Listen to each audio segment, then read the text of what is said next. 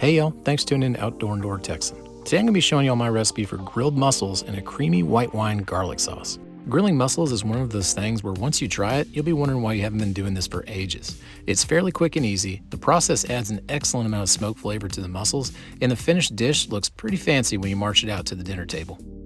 First up, let's talk about prepping the mussels for the grill.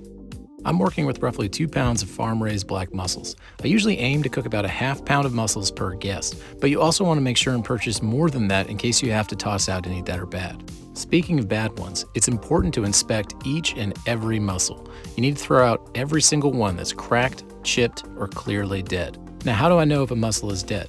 Well, pick up every open mussel and give it a good thwack. If it doesn't start to close shut, it's dead. Give it a second to close up. They sometimes aren't immediate, but if there isn't any clear closing going on, it's best to err on the side of caution and toss it out. Now, actually prepping mussels is fairly straightforward. Right before cooking them, scrub each mussel with a stiff brush to clean off any barnacles. Then, pull out their hairy beards with your hand or scrape it off with a knife. If you're worried about grit, you can also soak them in water for about 15 minutes and they'll expel any sand they've been hiding inside. It's really important to do all this right before you cook them though, as the shock sometimes starts to kill them and you never want to cook an already dead mussel. Once you've picked out the dead, scrubbed off some barnacles, and pulled out some beards, we're ready to head outside and get to grilling. I'm using my Big Green Egg, but just about any grill that can sit at 375 to 400 degrees Fahrenheit will work just fine. I also have my plate setter installed just so that there isn't any direct flames blasting the shells while they grill. In whatever setup you're using, just try to avoid heavy open flames directly beneath your mussels, unless of course you like tiny, crispy mussel meat. Once you've placed all your mussels on the grate, let them grill and smoke for about 5 to 10 minutes while checking on them pretty regularly. They do cook quick, and once they've popped open, they're essentially ready to eat. You can either grab them off the grate right as they open up, or let them ride a couple minutes longer grabbing some smoke, but just keep an eye on them so they don't overcook or burn. If you encounter a mussel that refuses to pop open when everyone else is wide open and cooked, just discard it. Just like when we were prepping the mussels, if you have one not following along with everyone else, it's best to err on the side of caution and toss it. Once the mussels are cooked to your liking, take them off the grate and place them in a covered bowl. Oh, also, if you want to ensure the shells are opened up a bit more, you can give that bowl a hard couple of shakes and it should loosen open those shells. Now let's head inside for some quick sauce work. This is a fast process, so make sure you have all your ingredients lined up next to you. In a small to medium-sized saucepan set at medium-high heat, add a tablespoon of olive oil and 2 minced shallots. Then let them cook for a minute or so until translucent. Toss in 3 cloves of minced garlic and let those cook down for another minute. Once you start to really smell that garlic cooking, add half a cup of dry white wine and let it roll for about 2 minutes. Up next, reduce your heat to low and add 1 cup of heavy whipping cream and 2 tablespoons of unsalted butter.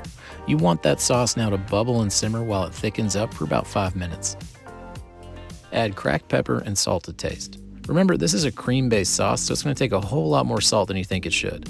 If you've ever wondered why restaurant food tastes so much better than homemade food, it's usually because they're adding a whole lot more salt than you are.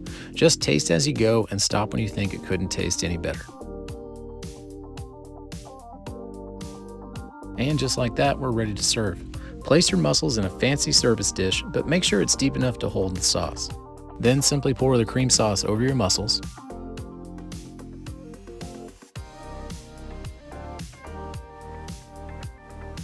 Sprinkle some finely chopped parsley to make it all chefy. And finally, serve the dish with some lemon wedges so you have a nice bite of acid to cut through all of that cream. Another thing I didn't include, but is always a great addition to this dish, is some crusty bread to sop up all of that sauce. Definitely toss that on a plate alongside as an option for your guests. And you're done. This recipe takes about 30 minutes tops and looks like $1,000,000. Tasting this dish, the smoke flavor is outstanding. You get a big punch in the face with some smoke. Then it melds out to that sweet mussel meat and that savory cream sauce. This dish is so decadent and rich. Prepare your belt for some loosening because you will eat every bit of it once you get started and you will be absurdly full. Also, I'm trying to be formal for the video using a fork, but use your hands if you're among friends and family. These little mussels can be a little bit challenging to pry out with forks. This recipe is so sneaky easy to make. It's a wonderful twist if you're getting tired of grilling the same old things, but still presents itself like some super formal restaurant showstopper. It's absolutely a must-have in your go-to lineup. So that'll do it for this one, and thank y'all so much for watching. Let me know in the comments below if you have any questions or any ideas on how you'd tweak the recipe. I'm always up for talking shop and helping others on their journey of discovering new food. If you like what you see, please make sure to like and subscribe to the channel for more great content to come. All right, y'all, take care.